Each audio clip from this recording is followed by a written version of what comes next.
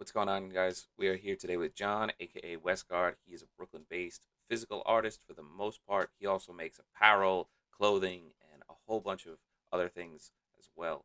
I recently got a print from him, and I really wanted to have him on the podcast because it was a Biggie print, Spread Love. It's the Brooklyn way. Really, really like the print. And this is not an ad, but it's just how I ended up getting introduced to him as far as my first purchase. I've been aware of him for quite a while.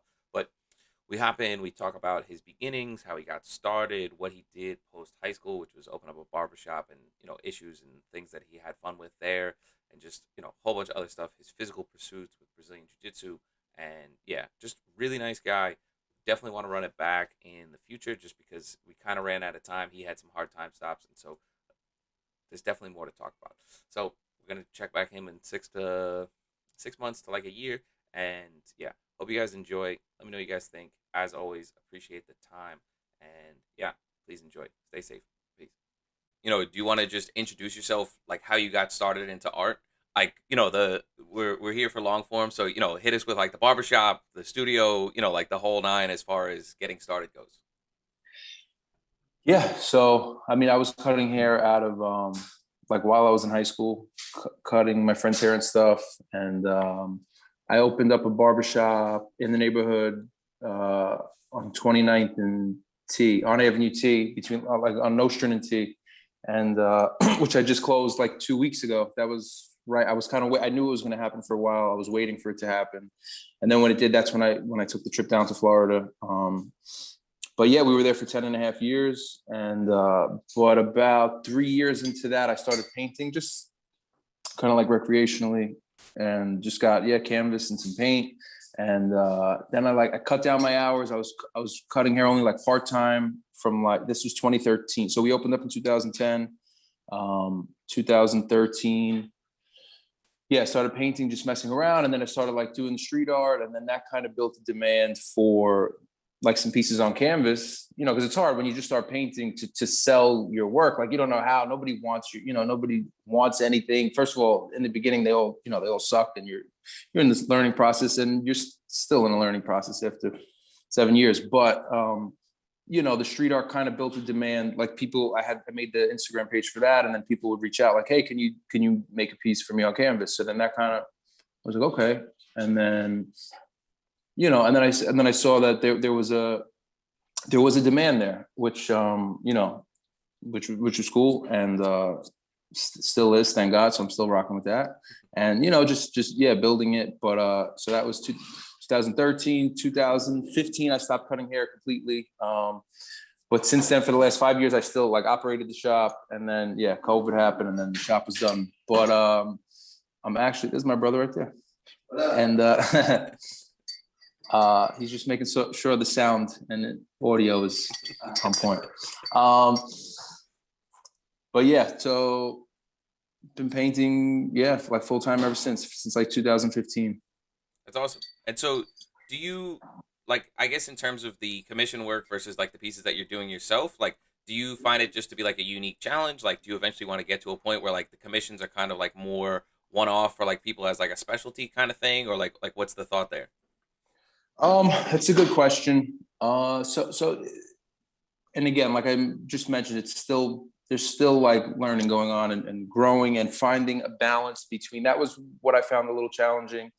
Which I feel like I'm finally kind of getting now, is like finding a balance between like what I want to do and the things that I want to paint, and then like what people want, because a lot of people, reach out, and like, they want, like, I'll know right away if someone reaches out, and I could kind of see their profile, and they'll be like, hey, do you do commissions? I'm looking for a painting. And I'm like, yeah, sure. And then I kind of know right away. A lot of people want like skylines in the New York thing, and a lot like characters, like the recognizable stuff, cartoon characters. Can you do this character, or Mickey or SpongeBob, whatever it may be? And I don't want to only do that. I don't want to be like kind of pigeonholed in that space. But at the same time, that those are the people that are like willing to pay, and so you have to find that balance between which was hard for a while, and doing the things that because like sometimes I want to paint, and there's nothing like recognizable in there for that person to like latch onto. So then you need to create the demand, for your work, which again takes time. And I've been painting now so February. It's kind of ironic. I started painting on Valentine's Day, 2013. Yeah. Mm. And that was before like the love thing. I didn't do the love thing at that point. I wasn't painting hard. So Okay. kind of, yeah, that kind of, yeah, that's why it's like kind of ironic. But I just made, a painting for my mom, like a little small paint. And I just, got the canvas, I got the paint, and that was, February. So it's exactly 8 years now. All right. Am I doing my math right? Yeah, 8 years. That's awesome. Last month was 8 years. So it's still, it's still growing and building that demand for just consistency. Like consistency is the main thing, and building the demand for my own work. And then also including like, I still obviously the love thing is mine and original. And that's great. Cause that it's simple and it's easy, for people. It hits like an emotional spot, and people, a lot of people resonate with it. And it's mine. So I kind of do that. And then, the other stuff from there. Will I throw in the skyline still and a character, of course. And but finding that balance was a little challenging, but I feel like I've made a lot of progress, like on that end. I just pulled it up so people who haven't seen your work just could see it. I pulled up the storefront that you had done, the black background. And so I guess just to actually hit it, like where did the love piece like really originate? Like was that just kind of like creative brainstorming, or did that just kind of like click one day, or what? Yeah, so I actually, the truth is, so I was painting already. I'm painting on canvas, just like random stuff. And it's funny because that's like the hardest part is like what to paint. So I went to like the art store, I got the canvas, I got the paints, and then it's like, I sit down and I'm ready to paint. I'm like, all right, what the hell am I going to paint? So and that's why, a lot of times you'll reference old images, and a lot of artists will, especially in the beginning, you reference old images just to learn. And then, because then you have to learn like the technical part of it, of applying the paint and what brushes, what kind of paint, how to apply it, drying processes and stuff like that. So, so I was just painting first 2013, and then somewhere, I think in that year, later 2013, I just kind of, I actually made it in the shower, like in this fogged glass in the shower, just like drawing. I've always kind of been drawing, like always in school, middle school, high school, elementary school, kind of was getting yelled at for not paying attention and for like doodling. And cutting hair is artistic too in that way. It's like, you're doing something with your hands and you're creating it and you're looking at it and you're going back in, and like, it's whatever, it's similar concept. I just kind of did it in the shower and I made it. And then I made, like, you'll always see, if you see like love written on like holiday cards, birthday cards, whatever, you'll see often the heart as the O. And so I did it like that first. Like L with the heart as the O, V-E. And then I kind of just looked at it and I thought the heart made more sense as the V because it looks more like a V than an O. So then I did it like that. And then I made, I think it was a lowercase D at first. And then I changed it. But yeah, and then like I made it and I looked at it and I'm like, wow. I was like, that's actually really cool. Like simple, like very simple. It's not, I tell people all the time, like, I don't paint the Sistine Chapel. People, it's hard in a way almost to like receive the compliments, and people will say like, you're so talented, blah, blah, blah, blah, blah. And it feels great and it's cool. And obviously I'm happy when people say that, but at the same time, it almost makes me like a little shy because I'm not Michelangelo. I'm not painting the Sistine Chapel. It's very simple stuff, but it does resonate with people. And that's kind of another balance that you need to find. And I feel like I'm finding it now. Is just something simple that people could connect to, but it also looks really good. And there's an art to, making the canvas look right, and the colors and, composition and making it balanced and like making it look, like it has real value. And it's not just a young kid messing around and like learning, like you've actually learned something and we got it now.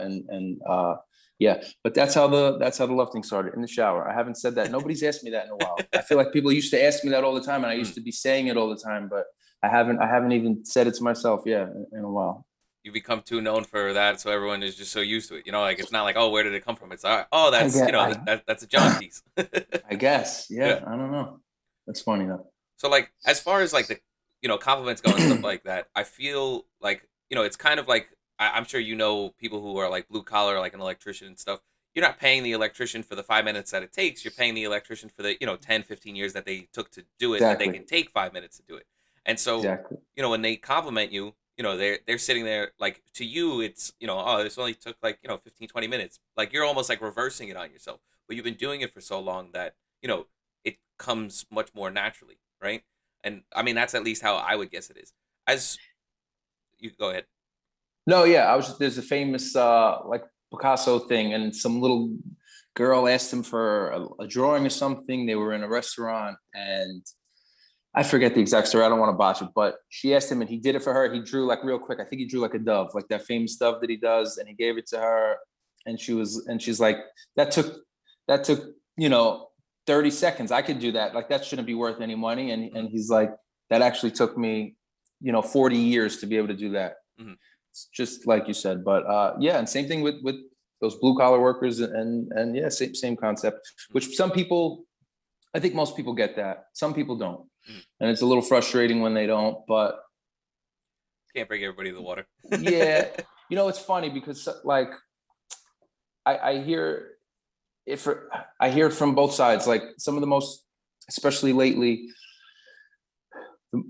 some of the most like common feedback I've been getting from like two different sides. One side, it's and people like in the art world that talking to and kind of getting some advice from and stuff like that are telling me that like it's too cheap, that the prints are too cheap, like I'm pricing them too low, that they need to be higher, blah blah blah. And then I'll get some, like I just got a message that drove me crazy, not many of them, but it's like some person commented under some picture of when I was doing the prints, and it's like a $200 piece of paper, like with the fire emojis, and he didn't mean that in the right way. He was like saying it's overvalued or whatever. But I do think, but to the point that you said, and there's that whole thing, and then and first of all, they're 200 frames. That comes with the frame. If you for the people that get them unframed, I offer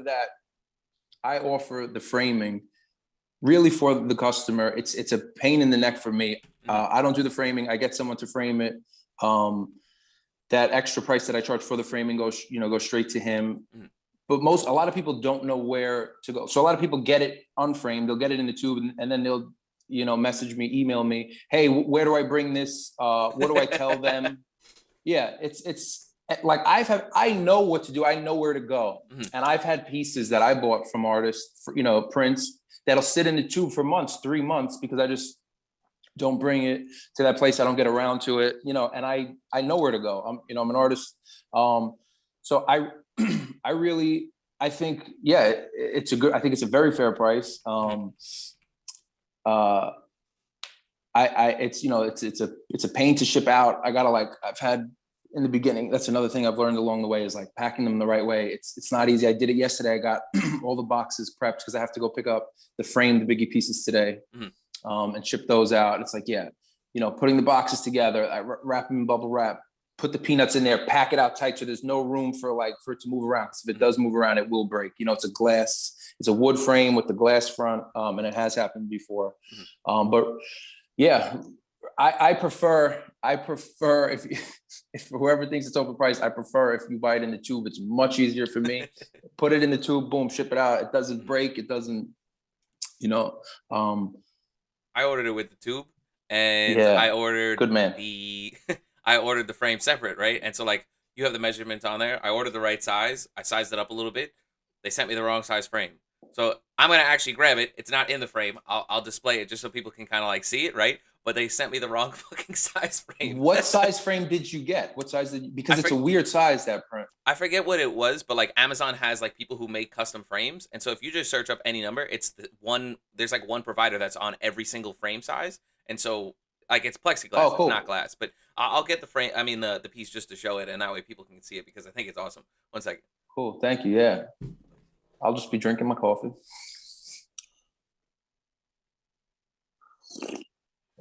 I could see it already. There it is. Yeah.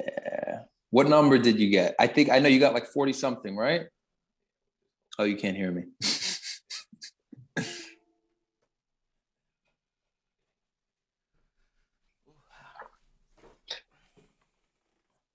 Yeah, I wanted people I to see it. forgot you couldn't hear me. I was Okay. asking you what number you got. Oh, 37, 37. 37. Okay. Yeah. I said I thought it was 40 something. Yeah. Um, But just yeah, crazy. man. Just like, I mean, the same thing, right? Like in terms of you framing it versus me framing it, right? Like I ordered, I'm sitting there waiting for it. Your piece comes in. I go to put it in. I go, the fuck, it's too big. And I'm like, I ordered the right size. The measurements on your thing is the right, and like the the fucking frame is the wrong size. So just craziness, just logistics. Yeah, if it's an easier size, like a square, like most of the prints that I do are 24 by 24. That's easier. People get a pre-made frame, they put it in. That's one thing. But yeah, to go to a custom frame shop, like if you were to walk into a place, again, first a lot of people don't know where to go, but they it's expensive. And there's options you could get. Frames could be from 100 and let's say $50 all the way up to you could pick some fancy elaborate frame for thousands of dollars. But yeah, so I kind of offer that for the a lot of my market is that blue collar person like that you mentioned earlier.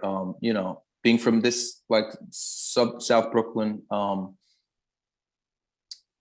lot of, and it's another reason why I'm doing more of like the prints now.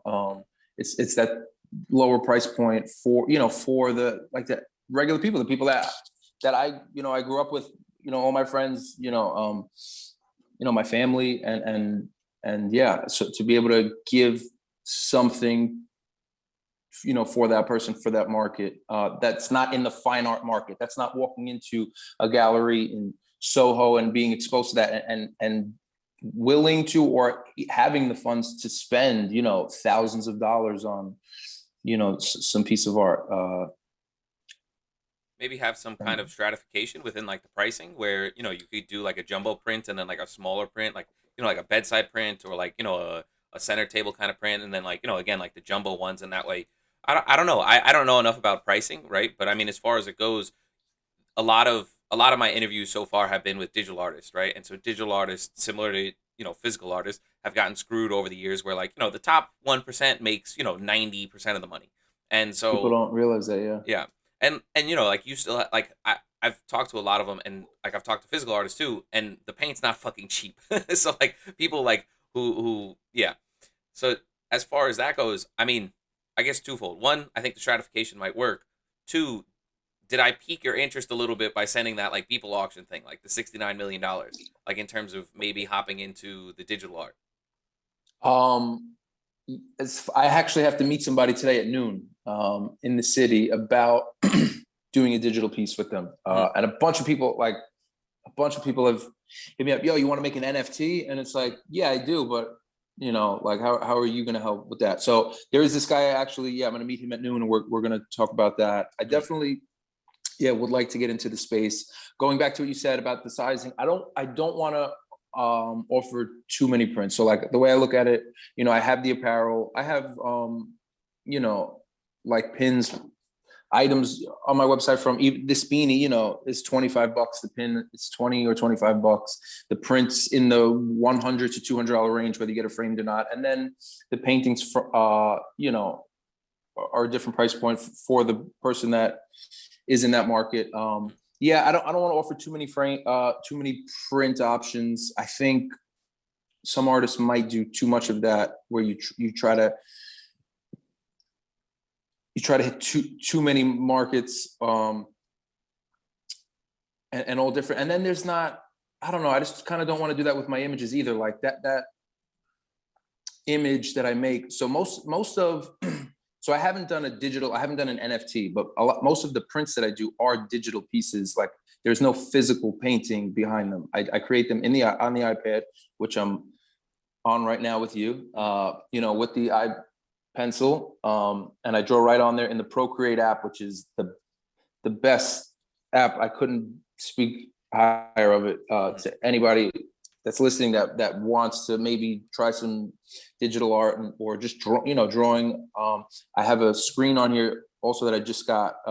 It's just like a clear film, but it makes it feel like paper. Mhm. It's not because there's a difference, like when you're pulling the pencil across the glass, that it it's different than on paper. There's no feel to it. It's so that helps. But yeah, I don't want to. So when I create an image, part of why people want it and why people buy it is, yes, because they like the image, they want it on their wall, but also it's exclusive. There's some exclusivity to it. Mhm. They were smaller runs. This is the Biggie print is the first one that I've done, an edition of 100, which they will be, from now on. But like I started at 10. I think the first print I made was an edition of 10, Mhm. edition of 12, 18, 24, 30, 50, and then now 100. But yeah, I don't want to do like 100 of this size, and then you do see artists do it. There's like this. It's funny. I was just speaking to this guy who's kind of like a mentor now, somewhat of a manager in the fine art world. He's the one that was telling me, like, I'm pricing them too low. Mhm. But I don't agree with him on that. I don't have to necessarily agree with him on everything. I want to stay in this. I still want to, offer this product, at a reasonable price. And I plan to continue to do that. But what he was saying is, like, don't be the Thomas Kincaid artist, which I don't know if you know who that is. You've probably seen the images before, Mhm. but he just, like his images are, he's an amazing artist. He has some contract. I think he's like licensed by Disney to use their characters. Mhm. Beautiful stuff, like landscapes. If you Google his name, Thomas Kincaid, you'll see it. But he put, like, he went very commercial, Mhm. and which is fine. I mean, there's nothing wrong with it. He made himself a good living, Mhm. and if that's the route he wanted to go. And that's the cool thing about art too. There's no one way. And especially now in 2021, there's so many different avenues you could go. You could choose to go and make money. But his images are on, like, coffee mugs, this size print, that size print, this size print, this size print. Everything, like, just it's a little too much, and then that kind of could diminish the value. Mhm. Um, but now more than ever, it is cool because there are different avenues. Then, like you said, you mentioned earlier how the top 1% makes, like 90 something percent in the art world. I think that is changing. I mean, I'm sure that number is still in the 90s or high, but it is changing. Now, like, with social media, Instagram, everything like that, artists are able to, like, make a living for Mhm. themselves and just kind of sell direct. I work with one gallery for canvases only, like for the higher, like bigger canvases, higher price point stuff that, I'm not going to really sell on my own, and especially not on my website. Mhm. But for everything else, I really, I do it on my own. I publish the prints on my own, all the apparel, like I get it. I bring, stuff to the local screen printer. I get the things embroidered on my own. I have the print shop that I use, which I'll be there today also to pick up the prints. A local print frame shop, and yeah, I'm selling directly, through my own website, off and advertising only on my Mhm. Instagram page. And that wasn't possible even 15 years ago, 20 years ago, and then back. It's like these artists had to, the term struggling artists, they had no avenues really to, I guess, sort of like posting up on a corner and like selling little merchandise in some busy area. And that's why they would flock to these cities. Like there would be the art hubs where it was New York City in the 80s, and it was Paris in the early 1900s and late 1800s. But you had to really, everyone was starving, like literally starving. You hear stories about Picasso, like burning paintings, like early in his career, burning paintings just to stay warm, burning canvas and like wood stretchers. Yeah. Until you had to get endorsed by a big gallery, and they would sell your work. And, is an artist's goal today still to get endorsed and represented by a top gallery? Yes, of course. But, there are avenues now to find revenue streams through and sell directly to the consumer, which keeps the price down. So it's good for the consumer as well. That's with almost anything. But I'm able to offer my prints still at that Biggie print unframed is $120. If that's through a gallery, like that would be minimum on the lower end for for print like that, maybe $800, something like that. So that is a good thing. That is one good thing. Everyone likes to talk about like how shitty social media is and the ruining people, and it is. Obviously it has its cons as well, but that's one, like, Strong every time I hear somebody say that, and again, I don't disagree with that, but every time I hear somebody say it, it's like, at the same time, I kind of am able to make my living right now because of it. So there are pros as well. It's like, what do you choose to do with it? Do you choose to, I don't know, scroll at naked women all day, or? Yeah. So we have like the Twitch chat going, and so CL1888 mentioned that he really likes your work. It reminds him of a Japanese clothing brand, and also I don't know, I've never known how to pronounce this. Comme des Garçons. I don't Como know. de Garçon. Yeah, I have no idea how to pronounce that. I've never said that word in my life. I've seen the brand. I've bought the shirts. I don't know how to say it. I bought the shirts as gifts. I just Well, murked that. But he just mentioned that he really likes it. He gets like those kind of vibes. Do you like? thank you. Like as far I as wonder what Japanese. I'm sorry, to cut you off. I wonder what Japanese brand he's talking about. I know Como de Garçon, obviously, but I wonder what Japanese brand he's talking about. But go ahead. What were you going to wish say? I knew how to pronounce that before this. It's really embarrassing. I just didn't realize I didn't know how to pronounce that. He's gonna see it like 5 seconds later. But I guess for me, as far as like your work goes, right? Like, do you think that you'll continue with this style, or like do you think that it's gonna develop where like the love piece is going to transition into something else, or maybe you have a second piece, or what's the thought process? Well, I continue to like grow and evolve. Yes, absolutely. If you scroll down my page, I don't think you could stop that. I wouldn't want to stop that. Is the love going anywhere? No, absolutely not. I plan on using and forever until I die. Will it grow? Will it change? Has it changed? Like, if you go back, some people will tag me, and I was just saying this. Some people will tag me like in some picture of like a painting or a love painting or another painting from like 2014, 15, 16, and I'll be like, I hope their page is private. I don't want too many people to see that. But no, and yes, and well, do I hope that continues and I continue to grow? Of course, and I think naturally I will. I think a big misconception is that not everybody, a lot of people will be like, oh, I can't even draw a stick figure, or I have no artistic ability at all. And I think people, for some reason, believe it's like you're born with it or you're not. And of course, I guess people have different, starting points. Some people are more inclined than others, but just like anything else, the more I think it's almost impossible if you keep at it. And if I keep painting, and I think it would be almost impossible not to get better, not to evolve, and not to grow.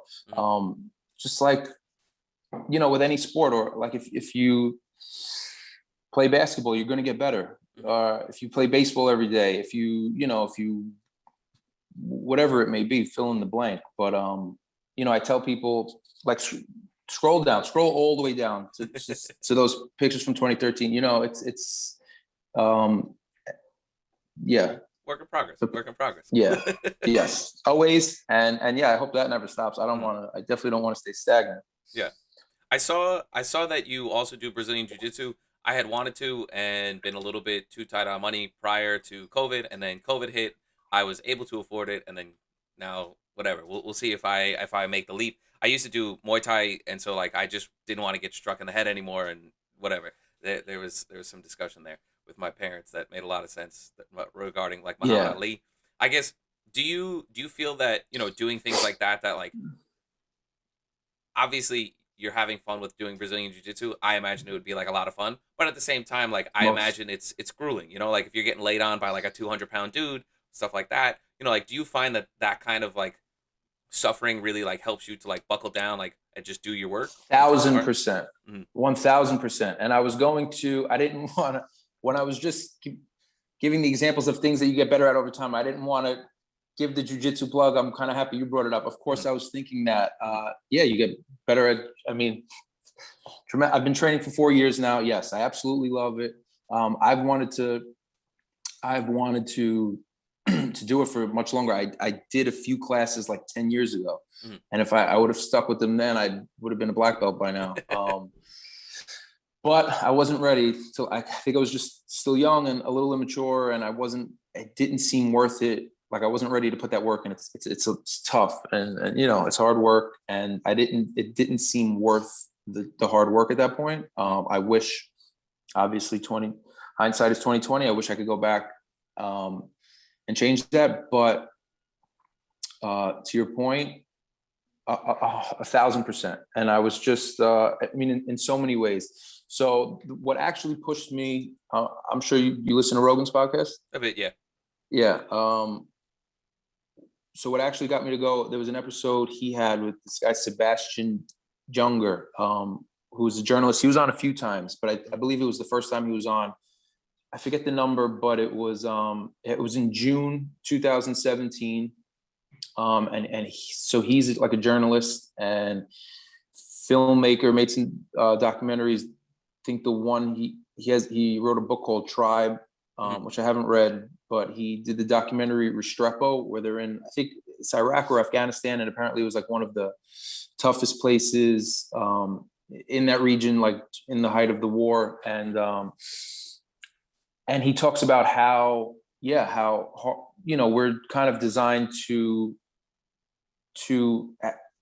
endure like these challenges, as humans, and hundreds or however many years ago, like our ancestors would endure these challenges through, from the weather, or like fighting for shelter, or worrying about some animal that could kill them. And, people relied on each other in these, small communities. And that is what basically like our happiness is tied into, these like small communities, and like working with each other, and like challenges, and facing these challenges and overcoming these challenges. And we are designed, to do that. And that is where like the reward system in our brain almost is like tied into that. And we kind of don't have that anymore. We live in like these big cities where are surrounded by a lot of people, but we don't really know them. We don't even say hi to people, that we walk by. We don't really need them. We don't need to struggle for anything. You go to a store and like chickens are wrapped up and like packaged with like nice marketing, like it's a freaking t-shirt or something. And, and not that this is a bad thing. I don't want this to come off the wrong way, but even if you don't have money, like we have programs you could get food, and like we're comfortable. We have nice beds and air conditioning and cars to drive us places. And he mentions that like in more affluent areas, like depression actually goes up, suicide rates go up, substance abuse goes up. And it just really resonated with me. And that's the week that I actually started training. I'm like, all right, I'm not waiting anymore.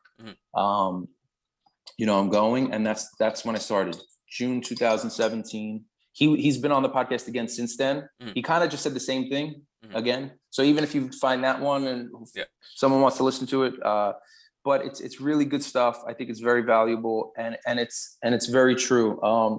There's, it has helped me in a lot of ways. Like I sleep better just because, you exert so much energy. I eat better. You really can't eat crappy during the day. Like if you eat a cheeseburger and then go there a couple hours later, like good luck, you're going to feel it. So it kind of forces you into these, like a healthier way of living, and it's a lifestyle. And I've become friends with people that are like, that are my friends, and we have common interests. And I train with my brother and my roommate, who's my best friend. Like we train together every day. So there's that community there, and it has helped me. And yes, I was just saying this to someone else. I think that seeing how the hard work pays off in jiu-jitsu, and these little things, like then you could apply it to life. And I think I have. or I am currently in the process of doing, and I am applying, yes, these same like kind of lessons learned into like my career, into the art career, and I do feel like yes, to answer your question in the long version, absolutely. Mm, Yeah, can't I can't stress that enough that yes, it has helped in a lot of ways, and those hard lessons absolutely I think they translate, and then in other areas of your life when mm. you kind of see it, you kind of see it here, you could apply it elsewhere, and yeah, it's a really cool thing. And if you're still thinking about it, I mean, I gotta shout out Park Slope Academy of Brazilian Jiu Jitsu. Those are my Awesome. people. If you're ever interested, I mean, Yeah, it's been pretty substantial for me. that's awesome. Yeah, I mean, so I guess to kind of pivot back to your art, I do think I'm going to try and do Brazilian Jiu Jitsu. That'll be a little bit more in a post COVID thing, just some family members who are sick. But for you, we have another good question from CL 1888 that I'm reading. That's why I'm not looking at the screen over here. But what were your biggest inspirations for getting into art? And then was there a Brooklyn artist in particular that you appreciated? He mentions Didi as a Brooklyn street artist that he really admires. Okay, so I guess he was into like old school graffiti. I was really honestly never into graffiti that much. Like when I was younger. Um, obviously, obviously, a lot of my friends were. I was around it. I thought it was cool. Just really wasn't my thing. I guess like my medium. But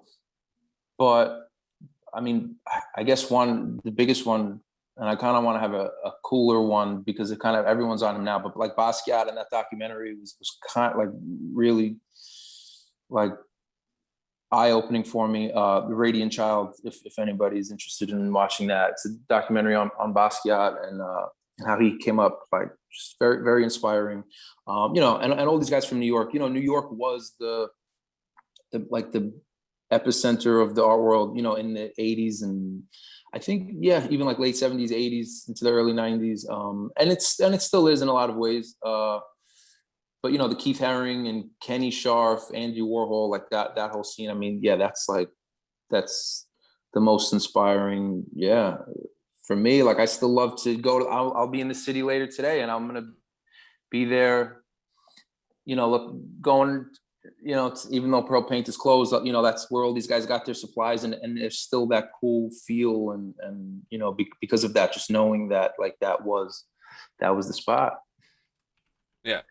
I for me, like I'm a lot newer to like the art space, and so it's like I'm just blown away by what's happening as far as the digital artist, and then like all the different like who would have imagined that like Cause would have knocked down a barrier of like a street artist, right? Like having a museum exhibit just like totally dedicated to him. And there's some shenanigans. My brother went 2 weekends ago, and like the front of the line all ran to like the merch store and like bought out all the Cause dolls because they're trying to resell them. And so like the resellers are like buying tickets to then buy as many things. And it's like I get it, like times are tough, but like I don't know, you should kind of like open the merch store like a little bit later than like just letting everybody race to the store. But either way, um, I guess I also wanted to I I got a Cause shirt on right now. that's awesome. That's not mine. That's his. But go ahead. So I do think that like the push as far as like financial security and stuff like that is happening in like the NFT world. And so I guess you had kind of mentioned that some people wanted to do collabs with you, and like I work for Nifty Gateway, and so this is not like me Oh trying to shit. like I just started, yeah. But this was like starting on Monday, and so this is not me like inviting you into Nifty Gateway. I have no ability to do that, but like I can obviously whatever. That's a whole nother conversation. But as far as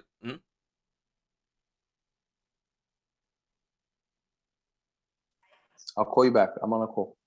Okay, but I'm leaving in like 2 minutes. Okay, goodbye. The sound went out, which I should have.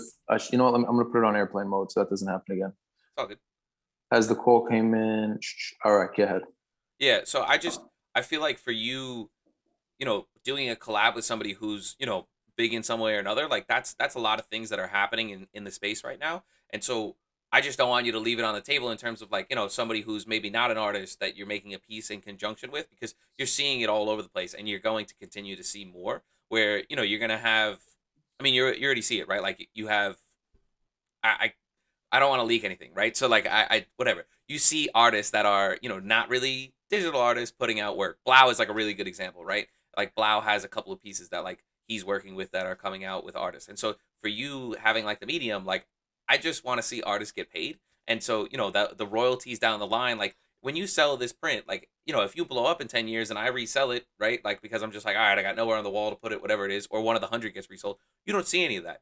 But like with the digital art, you could just get a check one day, right? Like people yesterday, obviously everybody knew it was happening, right? But people got 10% of that 70 million or whatever, probably 60 million because there was like a 10% fee. So like 60 million, that's, 10% But of which piece are you talking about? I do know that you get royalties off of the NFTs, which is unique in the art space because you never usually do. But which one are you talking about for 70 million? The People auction yesterday ended up like the final total was like 70 million, but it was like really 60 with like a $10 million fee on top. But still, 10% of 60 million, like, that's a nice little like, oh shit.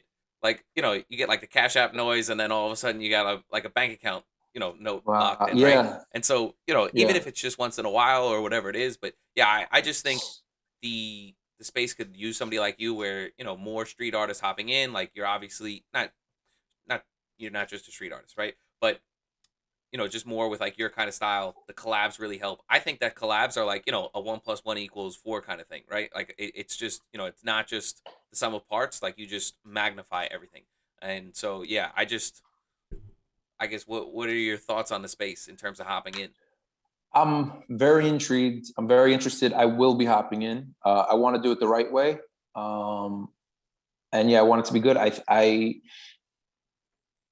am working with two people right now. One person that, because yeah, and you kind of need someone to do it right. Like I make digital pieces, but it's just a still image. I need someone to, do the right stuff with it. And I'm going to meet this guy who's actually looking to open up. Really, really cool guy. I have a connection with him through somebody that I know and trust. But he's looking, and seems like he's got a really cool idea. He wants to open up a physical space in Manhattan, in a really cool location where it's going to be. He kind of wants to be 50-50, like physical pieces, digital pieces. He's already has a digital space. It's still so new to me. It's crazy. To go retract 1 minute in the beginning of what you were saying, you started with the cause conversation. There was I sent this article to a few people. I could send it to you after we hang up, but I recommend anybody who's interested reads this article. I'm sure you, if you just type in like cause New York Times article, it'll pop up. It was from maybe like a month ago, but really, really good article. Lengthy article. There's an audio to it also if you want to listen to it, which is like 40 minutes. So it's a long article, but really cool. They talk about. I posted it on my story. I posted like a picture and then like that. What I mentioned to you earlier, how like I'm excited that there are so many avenues, for artists to make money nowadays, because he really did like break boundaries with starting as a street artist. And then, going like commercial and fine art. Usually it's kind of one or the other. Like I mentioned Thomas Kincaid earlier, and he's like the quintessential commercial artist where, he sold his images, like I said, on like mugs and everything, pens and stuff. And then there's like fine artists, like the Picasso, where it's just like super high end Christie's and Sotheby's auctions, $100 million, blah, blah, blah. And Cause kind of like broke down all those barriers and like got into both spaces successfully, and is currently in both spaces successfully. He's got a freaking toy company. Like you just mentioned that, that being sold at the Brooklyn Museum, which is actually how he first got into a museum, was in the gift shop, like with those toys. And now he has his solo exhibition in that museum, like with his paintings. So it's really cool. I think, some people I'm sure maybe don't like that. There is some talk in the article that like the really elite galleries, like the Gagosian, like they don't like that. They like stay away from him. And the article claims that he's kind of like still an outsider in the real inside to the real insiders of the fine art world. I don't even know if I necessarily believe that. I think they might be selling him a little bit on that. I think it might help him to be like an outsider. Is he really an outsider? I don't know. He's in like all these lobbies in Manhattan and Fifth Avenue. Yeah. That kind of looks like insider to me. But even so, I love him.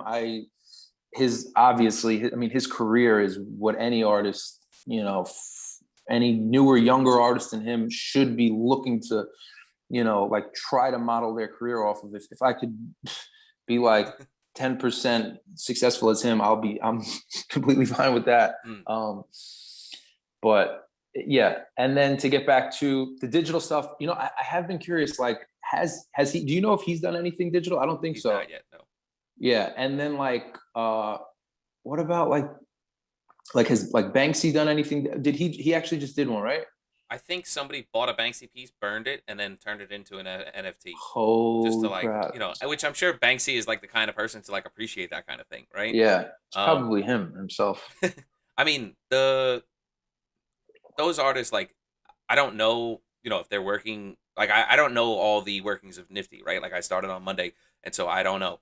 But at the end of the day, like, the space is growing so rapidly that those guys, like, they definitely know the space, right? Because like my mom knows about the space even outside of it. They're like, oh, there was another news article, right? Like, and so it's cool, right? Like my brother's an electrician, and like, his boss was like, have you guys heard of NFTs? And my brother's like, oh yeah, my brother works for the company. The guy's like, holy shit, like, but it's growing, right? And so like if you're an artist, there's no doubt that they know what's going on. And then like, why would you not, like, why, if you sell one of the cause dolls, right? Like my brother actually got me one, so that's what I'm pointing at. But if you sell one of those cause dolls, like, wouldn't you want to make money if somebody does just decide to resell it? Like that's such a strength of it. And at the end of the day, like an artist, like I would want to hit every medium. Like I would love to, like, that's my personal take, is like, if I really just like physical or like just the dolls, I get it. But why not have like, a strolling doll walking down the street or something like that on like Fifth Avenue, like that'd be fucking awesome. And so Yeah. I think they're coming. And yeah, I think it does a lot of strength to hop in. I guess I want to ask you, like, outside of like the NFT space, like, where do you think you're planning to try and like go in like the next, like, or do in like the next, like, 2 to 5 years kind of thing? Definitely want to do that. Want to get into that space. I mean, it is growing super rapidly. It's almost scary because if anything, usually if you look back at things that grow this fast, like there's some of that coming. Is that I don't know. I don't know. But I do want to get in there. I would like to see, like, some of my pieces. So I have somebody working on digitizing that Biggie piece now, like where you're gonna. So some of the ideas that I had, and they will have to do it. But I, conveyed to them what I would like to see happen. It's just like pretty simple. The drips from like there's the paint dripping off the letters. I would like to see that like coming down. That famous image of him. You can't, I cropped it where you can't see his hands, but I would like to see like in the reflection of his sunglasses, like the money being counted. What else? There was something else I said, I forget. All the plane like flying in motion, the plane that's in the image. So I just revealed my whole NFT piece. We're gonna have to cut that out. No, I'm kidding. But yeah, I definitely want to do that. Could you do the Kuji? Could you do the Kuji move? Right? Like could you have like the have Kuji it be like a moving? wave? Like, yeah, or just definitely. like even like wave, just like rainbow, like changing pattern. Like I think like it'd be trippy. It's gonna come with a tab of acid. And people are gonna take the acid. We don't even have to digitize it. We'll just give the tab, they eat it, and then it'll do it on its own. Save some money. Acid's probably cheaper. I don't know how much it is, but it's probably cheaper than like paying to get that done, because it's not cheap. Anyway, so I want to do some big. I really like the apparel space, the streetwear. I want to do that. I want to get some cool collaborations. I've done some pretty cool collaborations. So I got this T-shirt when I was at the Uniqlo store, right when his collaboration with them launched. They reached out to some artists, like local artists, I guess, I was one of those artists here for their store on Fifth Avenue, Manhattan. They reached out to me to come.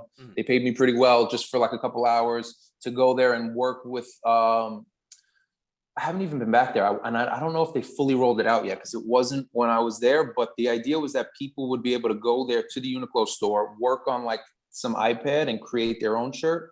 So I was there, and then like they printed out for you like on the spot, or I'm not sure if they mailed it to you or.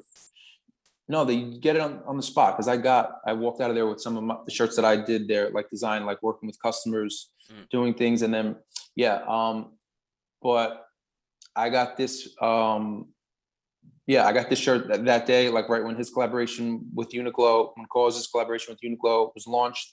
I would love to do some cool stuff like that. I would love that Como de Garçon collaboration. I mean, that's a cool brand. I like what they're doing. I think that heart is a little weak. It could be improved. I think the collaboration there would be really cool. I've done like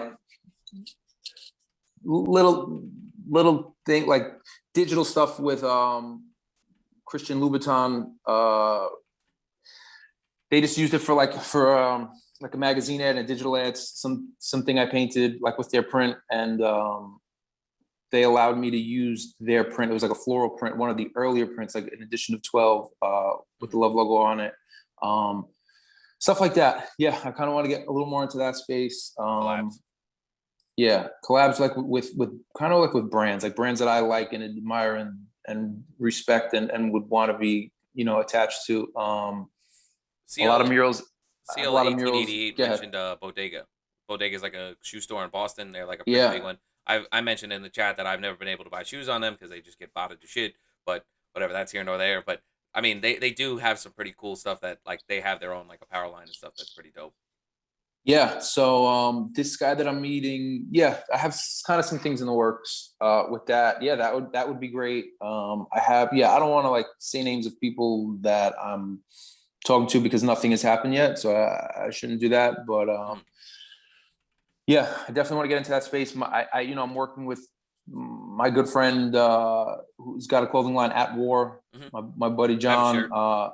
He's the man. Great guy. I don't know. He just he's fully in the space. That's his thing. So we've done a bunch of collabs, and he kind of made me even want to get more into that space. Like furniture as well. I sold the coffee table. I had a coffee table right behind me that I made. I just want to do different cool stuff. I don't want to only do one thing because I think that kind of defeats the purpose of like me becoming an artist. I kind of like what I love about this is that, I kind of do what I want. Like I don't have to do, so I loved cutting hair. Like when I started cutting hair, I loved it. It was really cool. But like the reason why I started to hate it is because I was like, it just got so repetitive. And I just, I would do like 20 haircuts a day, the same hair. Most everybody wants the same haircut. High fade, low fade. Yeah, exactly. Well, back then it was even more like tape ups. It was like tape ups, and then like the fades were just coming in. But like, it just felt like that was a little earlier. But it's just I felt like a hamster on a wheel, and it's like it took a lot of like steam out of my and because I was passionate about it. That was my world. That was like everything. I put everything into that. When I was in it. But then it just felt. And I don't want to do that with painting. I don't want to like only do one thing. And then even if the paintings are going really well, like I know some artists right now that have like got really successful in one space, and we have conversations, and they kind of struggle a little bit with like the demand now for them, like. Is super high, and now they're like stuck, almost like feeling imprisoned in their studio, just painting, and they have they have orders to fulfill, they have demand to meet, they have galleries that are like that need these pieces back, and I don't know, like I want to like just do some different stuff. I kind of want to make it like a full. Where's my alarm?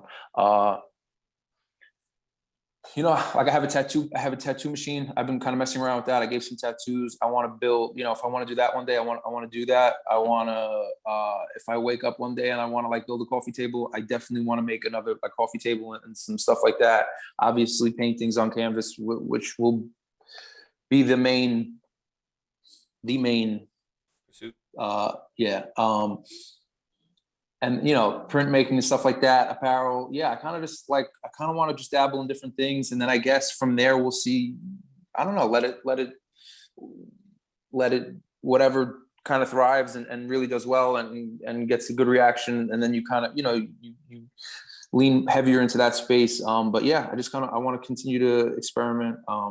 Definitely in those things. Yeah, like the home decor kind of like furniture. Like I love that stuff. I just love working with like wood and cutting it and building, and then and obviously I paint those the tables that I made, and yeah, tattoos, murals, prints, apparel, all that. Awesome. NFTs. They're coming. Everything. Yeah. Do you have a hard out at 10:30, right? Yeah, I have. That's what That's what the alarm is. So yeah, I'm heading to the city. Yeah. So Okay. Anything else you want to touch on before? I respect the time. It's all good. Yeah, I really appreciate it. I'll check in 6 months if I can put in a good word. I will. Awesome. Yeah, that would be cool. Is that shirt? This is the guy from my friend BK1. BK1. I forget what his account handle is. He's Is he like the rapper dude that makes? I don't know. Because so my friend works for sanitation. And he was just here. He had this really cool. I don't know. I don't think it was BK1. No. But so apparently they have like licensing. I forget the name of the company. I got to ask him. Something only New York or something like that. Yes. Okay, yeah, they have some store in the city, I think, like Lower East Side. Yeah, and they have the sanitation stuff. He had this jacket, the sanitation jacket. Yeah. And I'm like, is this a sanitation jacket? This shit is hot. I'm about to buy this thing. And then he explained to me it's this company, and they kind of play off the. I don't know if that was that, but yeah, that's really cool. But all right, cool, man. Yo, I appreciate it. This was a lot of fun. We'll run it back 6 months to a year. Yeah. We'll check in and see where the success is and shit.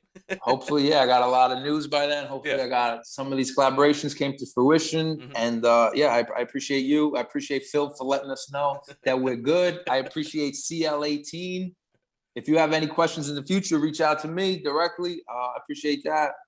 And yeah, man, it's been real. Thank you for the time, man. I'll see you later. Of course, thank you. Peace. What's going on, guys? Hopefully you guys enjoyed it. I really appreciate you guys, John, Westgard, for the time. Had a blast talking to him. Love his art style. Love the love post that he is making. And I don't know. I mean, I just really appreciate supporting artists at this point. I'm really trying to like freshen up the space. We got a Boss Logic over there. I don't know if people noticed, but super hyped as I continue this, I don't know, pursuit of just knowledge and interest into artists, where I'm really having a lot of fun talking to them, hearing their stories, and seeing where they come from. So I hope you guys do too. As always, like, comment, subscribe. The feedback is always appreciated. I had some feedback earlier that I talked too fast, so sorry for talking too fast. I'm trying to tone it down a little bit. Got a little bit of motor mouth when I do get excited, so work in progress there. But hopefully it's understandable. Hopefully you guys enjoy. Thank you for the time. Appreciate it. Peace.